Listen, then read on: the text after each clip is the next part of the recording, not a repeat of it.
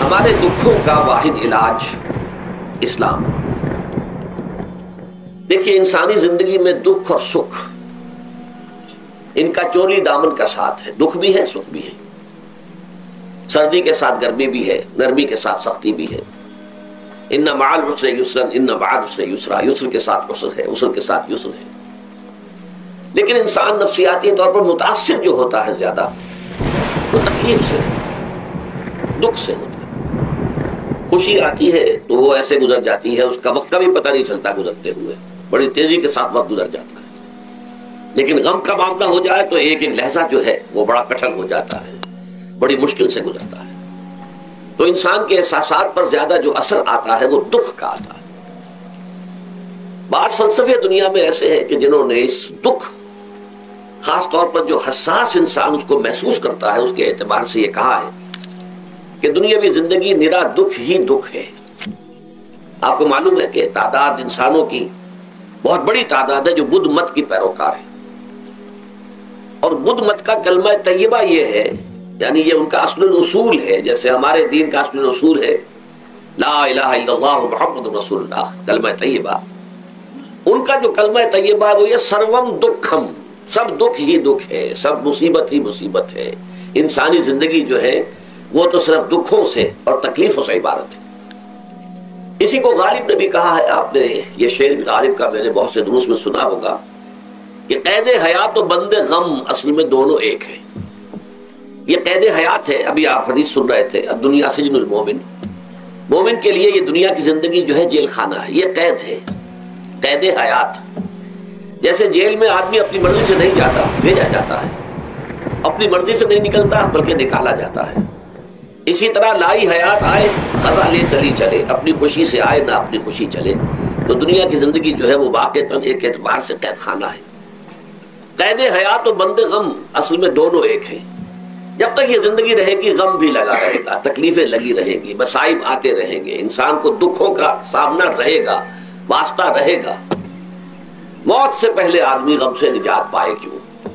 ظاہر بات ہے جب تک زندگی ہے تو غم ہے، تو موت سے پہلے نجات نہیں مل سکتی.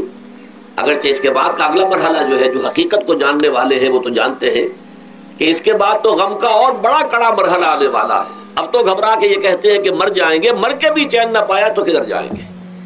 اگر اللہ ہمیں معاف فرمائے، اپنی رحمت اور مغفرت سے ہمیں ڈھانپ لے، جیسے کہ حضور نے فرمایا الا یتغمدنی ربی برحمتہ. حضور نے فرمایا کہ کوئی انسان بھی محض اپنے اعمال کی بنیاد پر جنت میں نہیں داخل ہو سکے گا جب تک کہ رحمت خداوندی دستگیری نہ کرے. کسی صحابی نے بڑی ہمت کی، بڑے جرأت کا معاملہ کیا، پوچھ لیا کیا حضور آپ بھی؟ ظاہر بات ہے آپ بھی انسان ہیں، آپ بھی بشر ہیں. قرآن مجید میں کہلوایا گیا ہے وَإِنَّمَا أَنَا بَشَرٌ مِثْلُكُمْ. تو اگر آپ کہتے ہیں کوئی انسان جنت میں داخل نہیں ہو سکے گا محض اپنے اعمال کی بنیاد پر جب تک کہ رحمت خداوندی دستگیری نہ کرے، تو کیا آپ بھی اس قاعدہ کلیہ میں شامل ہیں؟ آپ نے فرمایا ہاں میں بھی. الا یتغمدنی ربی برحمتہ، جب تک کہ میرا رب مجھے اپنی رحمت سے ڈھانپ نہیں لے گا میں بھی جنت میں داخل نہیں ہو سکوں گا.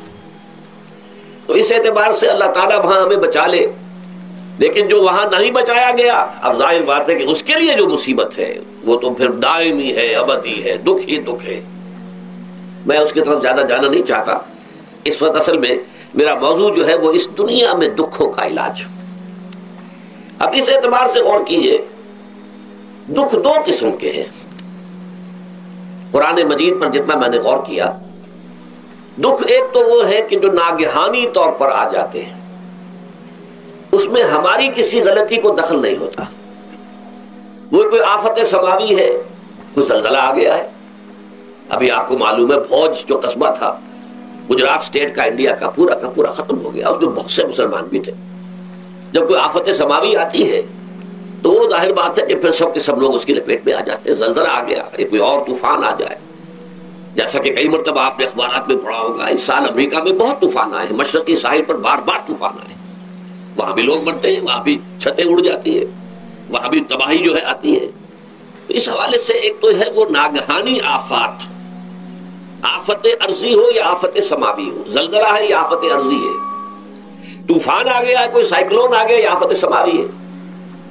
یا کوئی آسمان سے بڑا سا پتھر آ جائے. آپ کبھی کبھی اخبارات میں پڑھتے ہوں گے کہ ایک بڑی چٹان پاس سے گزر گئی, بہت بڑی خلائی چٹان جو ہے زمین کے قریب سے ہو کر گزر گئی, زمین بچ گئی, ورنہ اگر وہ زمین سے ٹکرا جاتی تو نہ معلوم کتنا بڑا یہاں پر تباہی کا معاملہ ہوتا. بڑے بڑے جو ہے شہاب گرتے رہے زمین کے اوپر, بڑی بڑی تباہیاں آتی رہی ماضی میں.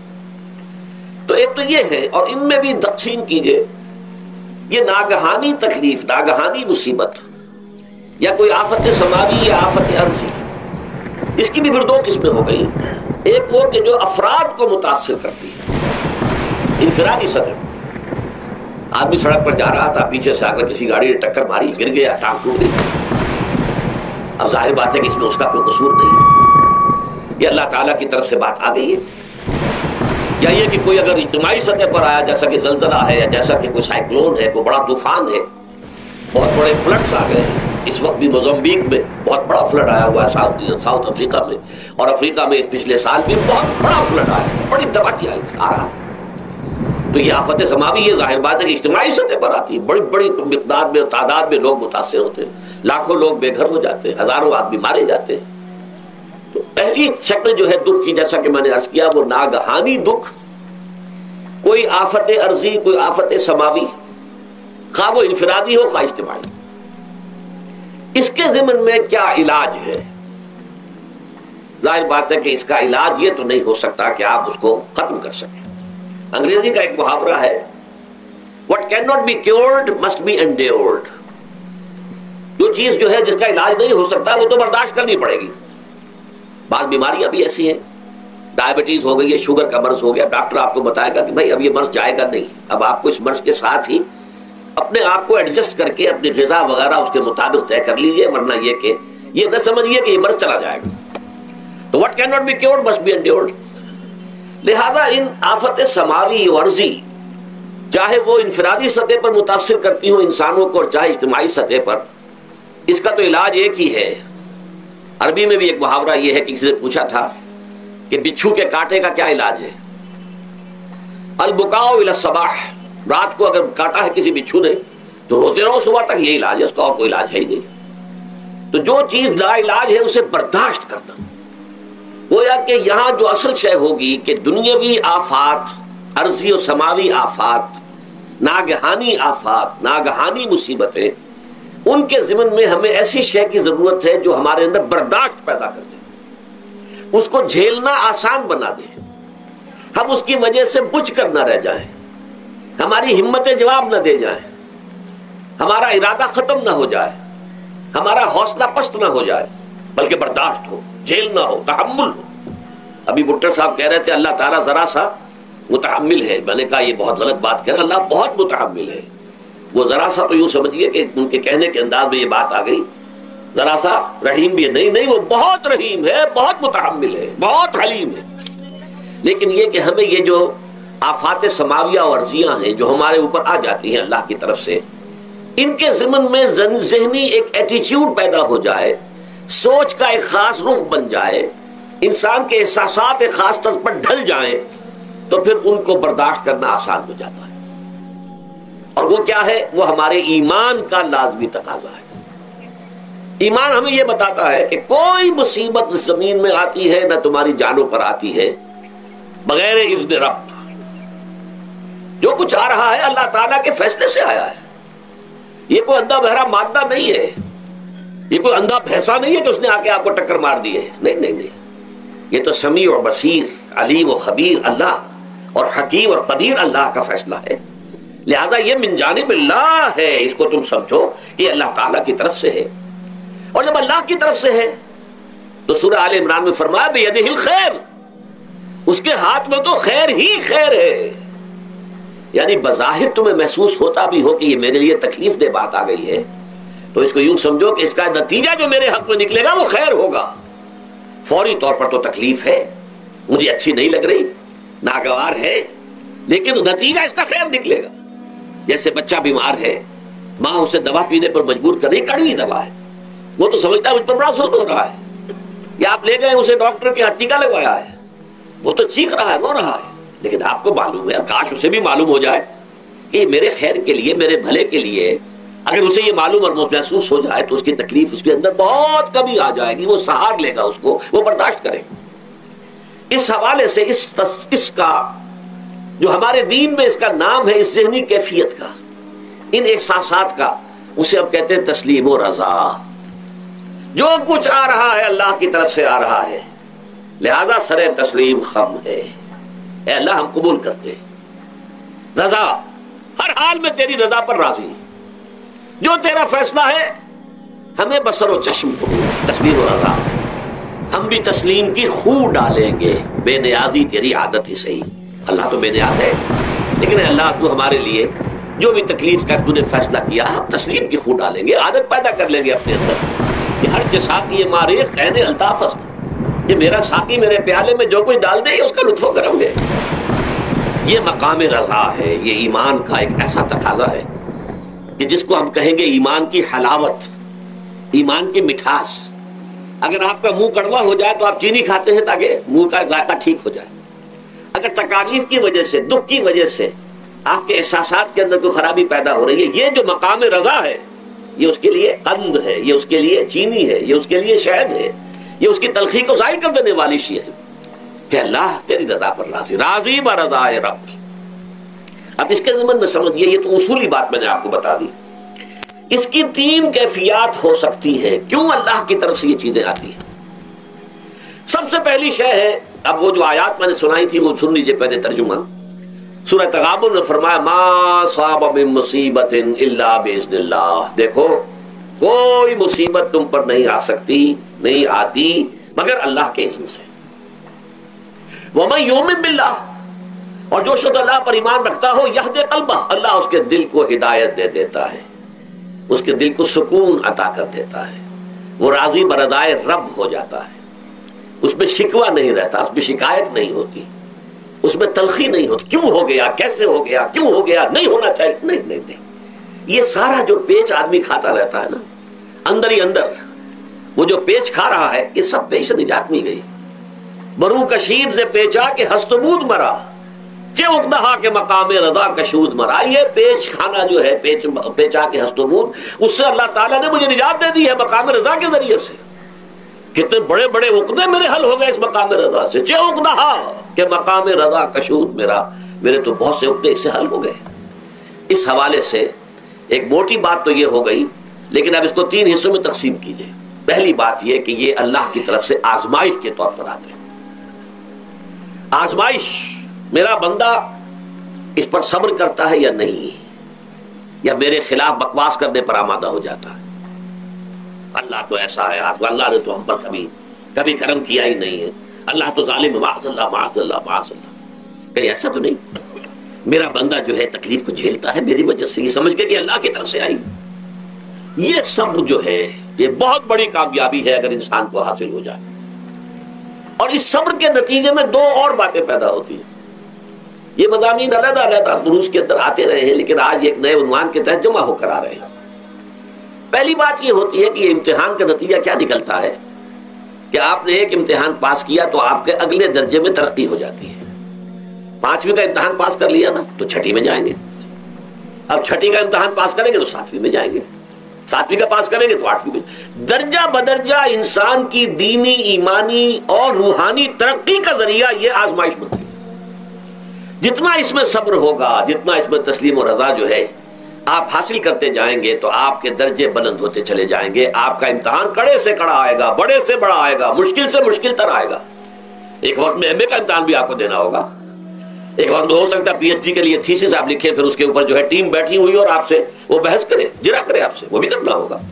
لیکن یہ کہ اگر پرائمری ہی میں فیل ہو گئے تو اس کا سوال ہی پیدا نہیں ہوتا کہ کبھی آپ ایم اے کا یا پی ایچ ڈی کا تھیسس بھی لکھیں۔ اور اسی کو دوسرے انداز میں کہا گیا ہے قرآن مجید میں، بولے یبلی المومنین منہ بلاء حسنا۔ اصل میں ابلا کہتے ہیں، بلا یبلو جو ہے عربی زبان میں آتا ہے آزمانا۔ خلق الموت والحیات لیبلوکم ایکم احسن عملا، یہی معنی ابتلا کے میں، ابتلا یبتلی آزمانا۔ ابلا یبلی جو آتا ہے باب افعال سے، اس میں آتا ہے کسی کو کسی تکلیف میں ڈال کر اس کو نکھارنا، کہ اس کا جوہر نکھر جائے، اس کے اندر جو خیر ہے وہ اور چمک جائے، لوگوں کو بھی معلوم ہو جائے کہ یہ شخص اس مقام کا اہل ہے، اس کے اندر یہ صلاحیت ہے، اس میں یہ قوت موجود ہے، تو یہ گویا کہ اہل ایمان کی صلاحیتوں کو نکھارنے کے لیے اور ان کے درجات کی ترقی کے لیے بھی اللہ تعالیٰ دنیا کے اندر یہ مصیبتیں اور امتحانات جو ہیں آزمائش کے حوالے سے افراد پر بھی اجتماعی طور پر بھی لاتا ہے۔ اور ایک اس کا اور بھی ہے، اہل ایمان پر اس طرح کے ابتلاء و آزمائش کی ایک نوعیت اور بھی ہے، اور وہ یہ ہے کہ جو بھی آپ سے غیر ارادی طور پر یا یہ کہ آپ نے کوئی گناہ ارادی طور پر بھی کر لیا، اللہ تعالیٰ اس کی سزا اسی دنیا میں دے کر آخرت کی سزا سے محفوظ کر دیتا ہے۔ گویا کہ اس سے بڑا خیر کیا ہوگا؟ یہاں کی سزا کیا ہے؟ جھیل لی آپ نے، بخار آ گیا، ٹانگ ٹوٹ گئی، چلیے 3 مہینے آپ بستر پر پڑے رہنا، اور کیا ہوا؟ کچھ نہیں۔ لیکن یہ کیا آخرت کی سزا ملتی ہے؟ بہت عظیم ہوتی۔ لہذا کفارہ بناتا ہے اللہ تعالیٰ گناہ، جو بھی گناہ ہو گئے ہیں، غلطیاں ہو گئی ہیں، ان کا کفارہ اللہ تعالیٰ بندہ مومن کے لیے، حضور کی ایک حدیث ہے، اس کا متن مجھے اس وقت یاد نہیں ہے، کہ مومن کا معاملہ عجیب ہے، اسے کوئی تکلیف پہنچتی ہے صبر کرتا ہے، وہ اس کے گناہوں کا کفارہ بن جاتا ہے، اور اگر کوئی خوبی ملتی ہے اس پر اللہ تعالیٰ کا شکر ادا کرتا ہے، اس کے درجات بلند ہو جاتے ہیں۔ تو یہ معاملہ جو ہے اللہ تعالیٰ کی طرف سے بندہ مومن کے حق میں خیر، کہ در حقیقت اس کے ان گناہوں کی پاداش کہ جو اس نے یہاں کر لیے ہیں، یہی دنیا میں دے کر دھو دیا جائے، پاک کر دیا جائے۔ جیسے آپ کو معلوم ہے دھوبی جو ہے کپڑے کو بھٹی میں چڑھاتا ہے، گرم پانی میں ڈالتا ہے کہ ڈالتا ہے تاکہ اس کا میل نکلے، اس کے آگے پٹکتا بھی ہے ذرا اس کو تاکہ وہ میل اچھی طرح چھٹ جائے اس سے۔ اسی طرح اگر دنیا میں ہمارے میل چھٹ جائیں، دنیا میں اگر ہمارے گناہ دھل جائیں، تو یہ بڑے نفع کا سودا ہے، بڑے نفع کا سودا ہے، بڑے نفع کا سودا ہے۔ اس اعتبار سے آپ غور کیجئے کہ اگر یہ حقائق ہمارے سامنے رہے تو کیا کوئی تکلیف دنیا کی ہمیں بھاری محسوس ہوگی؟ ہمیں تو بتایا یہ گیا ہے کہ عسیٰ ان تکرہوا شیئا وہو خیر لکم وعسیٰ ان تحبوا شیئا وہو شر لکم واللہ یعلم وانتم لا تعلمون۔ ہو سکتا ہے کہ تم کسی چیز کو ناپسند کرو، دراصل کہ اسی میں تمہارے لیے خیر ہے، تمہیں نہیں پتا، اور ہو سکتا ہے تم کسی چیز کو پسند کرو، دراصل کہ اس میں تمہارا شر ہے لیکن تمہیں نہیں معلوم۔ اللہ یعلم وانتم لا تعلمون، اللہ جانتا ہے تم نہیں جانتے۔ اس حوالے سے سپردم بتو مایا خیشرا تدانی حساب کم و بیشرا، اے اللہ، اس کو کہتے ہیں تفویض۔ یہ سورہ تغابن کے درس میں یہ تمام مضامین تفصیل سے آتے ہیں کہ ایمان کے جو باطنی ثمرات ہیں اس میں سب سے پہلے مقام رضا ہے، پھر تفویض ہے، توکل ہے۔ آپ محنت کر رہے ہیں، محنت کر رہے ہیں، محنت کر رہے ہیں، نتیجہ نہیں نکلا۔ ایک نتیجہ یہ نکلے، ایک بچے نے بہت محنت کی، دن رات کام کیا، فیل ہو گیا امتحان میں، اب صدمے سے کمر ٹوٹ سکتی ہے اس کی، لیکن نہیں، ہو سکتا ہے کہ اللہ تعالیٰ نے اسی میں میرے لیے خیر رکھی ہے، اس لیے کہ ہماری محنت سے کچھ نہیں ہوگا، ہمارے مادی وسائل سے کچھ نہیں ہوگا، ہوگا اللہ کے اذن سے، اللہ کی مرضی سے، اللہ کی مشیت سے۔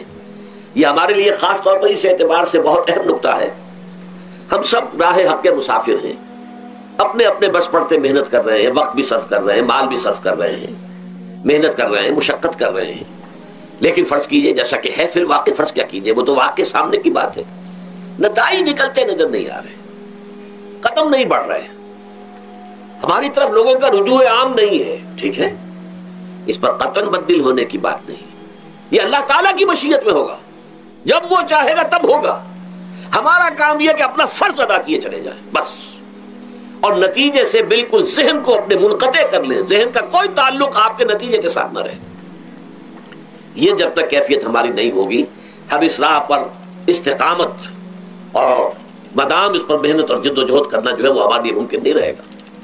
اس کے لیے میں اگر آپ کے سامنے رکھوں معاملہ کہ حضور صلی اللہ علیہ وسلم کے جو پہلے 10 برس ہیں، جب سے آپ کو آغاز ہوا ہے وحی کا، اس کے بعد سے پہلے 10 برس دن رات کی محنت، شدید مشقت، یہاں تک کہ اللہ بھی روک رہا ہے، نبی آپ اپنے آپ کو ہلاک کر لیں گے، لعلک باخع نفسک الا یکونوا مؤمنین، کیا آپ اپنے آپ کو اس صدمے میں ہلاک کر لیں گے؟ یہ مان نہیں لا رہے، اس قدر صدمہ۔ لیکن اس کے ساتھ یہ ہے کہ یہ نہیں ہے کہ نتیجہ نہیں نکل رہا تو کام چھوڑ کے بیٹھ جائے، نہیں، معاذ اللہ، معاذ اللہ، نتیجہ نہ نکلے تو حضرت نوح علیہ السلام کی عمر بھی اگر حضور کی ہوتی 950 برس بھی حضور دعوت دیتے تھے، آپ کا کام تھا، آپ کا فرض تھا۔ حضرت نوح علیہ السلام بھی تو آخر اللہ کے ایک بندے تھے، اللہ کے رسول تھے، 950 برس تک دعوت دی ہے۔ فَلَبِثَ فِيهِمْ أَلْفَ سَنَةٍ إِلَّا 50 عَامًا، یہ تو ہم مانتے ہی نا. اگر قرآن کے اندر نص قطعی صریح الفاظ نہ ہوتے کہ 950 برس تک رہے, ورنہ یہ بات سمجھ سے بالا تر ہے. عام طور پر معلوم ہوتا ہے کہ اس دور میں ابھی عمر زیادہ تھے لوگ. بہرحال جو میں نے عرض کیا تھا کہ دکھ جس سے انسان متاثر ہوتا ہے اس کی ایک قسم وہ ہے کہ جو ہمارے ارادہ اور اختیار سے باہر اللہ کی مشیت سے, اللہ کے اذن سے, اللہ کی مرضی سے آتا ہے. اس کے لیے ہمارا کام صرف برداشت ہے. جو شے بھی ہمیں برداشت کی صلاحیت عطا کر دے وہی اس کا علاج ہے. جیسے آپ کو معلوم ہے کہ بخار بہت تیز چڑھا ہوا ہے, اس کی دوا نہیں ہے اسپرین یا کوئی اور پیراسیٹامول, بخار کی شدت کو کم کر دے گا, وہ کوئی علاج نہیں ہے. علاج تو ہوگا اگر معلوم ہوگی کون سے جراثیم ہے, کس کی وجہ سے ہے, اس کا صحیح اینٹی بایوٹک کون سا ہے, وہ علاج ہوگا. یہ علاج نہیں ہے. لیکن اس کی شدت کی کمی اور اس کے اندر جو احساس ہے جھیل جانے کا, وہ انسان کے لیے آسان ہو جاتا. یہی مضمون آیا ہے سورہ حدید میں بھی, ما اصاب من مصیبت فی الارض ولا فی انفسکم. یہاں کھول دیا اس مضمون کو. میں نے عرض کیا تھا نا کہ یہ آفت سماوی بڑے پیمانے پر بھی ہو سکتی ہے زمین میں, یعنی زلزلہ آ گیا, فلڈ آ گیا, طوفان آ گیا. ولا فی انفسکم, خاص تمہاری جان میں, تمہیں بخار ہو گیا, تمہیں ٹی بی لگ گئی, تمہیں کوئی اور بیماری آ گئی, تمہیں کینسر ہو گیا, معاذ اللہ ثم معاذ اللہ. ہوتا ہے, آخر ہوتا ہے. دنیا میں انسانی زندگی کے ساتھ یہ ساری چیزیں لگی ہوئی ہیں. لیکن یہ چیزیں ما اصاب من مصیبت فی الارض ولا فی انفسکم, نہیں پڑتی تم پر کوئی پڑنے والی کوئی مصیبت, کوئی تکلیف, نہ پوری زمین میں بڑے پیمانے پر, نہ تمہاری جانوں میں انفرادی سطح پر, الا فی کتاب من قبل ان نبراہا, مگر یہ کہ وہ تو ایک کتاب میں, کتاب اللہ کے علم کی کتاب, ام الکتاب, اس میں پہلے سے درج موجود ہے. یہ الٹ اپ نہیں ہو گیا, یہ اچانک نہیں ہو گیا. آپ اچانک سمجھتے ہیں کہ صاحب میں تو جا رہا تھا, اچانک ٹرک نے آ کے مجھے دھکا مار دیا. اچانک کوئی شے یہاں نہیں ہوتی. اس کائنات میں پتہ تک نہیں ہلتا جب تک کہ اس نے رب نہ ہو. اچانک کا کیا سوال؟ تو در حقیقت جو ہوتا ہے وہ اللہ تعالیٰ کے علم میں پہلے سے ہے, علم کامل. ما کان وما یکون, جو کچھ ہوا ہے, جو کچھ ہوگا, مستقبل, ماضی, کل کا کل آنے واحد میں اللہ کے علم میں موجود ہے. لہذا یہاں اچانک کچھ نہیں ہوتا. جو بھی آیا ہے اللہ کے علم سے آیا, اور یہ پہلے سے اللہ کے علم کے اندر موجود تھا, لکھا ہوا تھا. الا فی کتاب من قبل ان نبراہا ان ذلک علی اللہ یسیر. یہ تمہیں تو مشکل نظر آئے گا لیکن اللہ پر بڑا آسان ہے. اللہ کا علم کامل, ما کانا ما یکون کو حاوی ہے. لِكَيْ لَا تَأْسَوْا عَلَىٰ مَا فَاتَكُمْ, تاکہ تم افسوس نہ کیا کرو ان چیزوں پر جو تم سے چھوٹ جائیں, جاتی رہیں, چھن جائیں. کوئی موقع تھا ہاتھ سے نکل گیا, کوئی دولت تھی اس پر ڈاکہ پڑ گیا, کوئی اور مصیبت ہے وہ آ گئی, کوئی عزیز فوت ہو گیا, اکلوتا بیٹا تھا فوت ہو گیا, وغیرہ وغیرہ. ما فاتکم, فات سے ہی فوتیدگی ہے نا.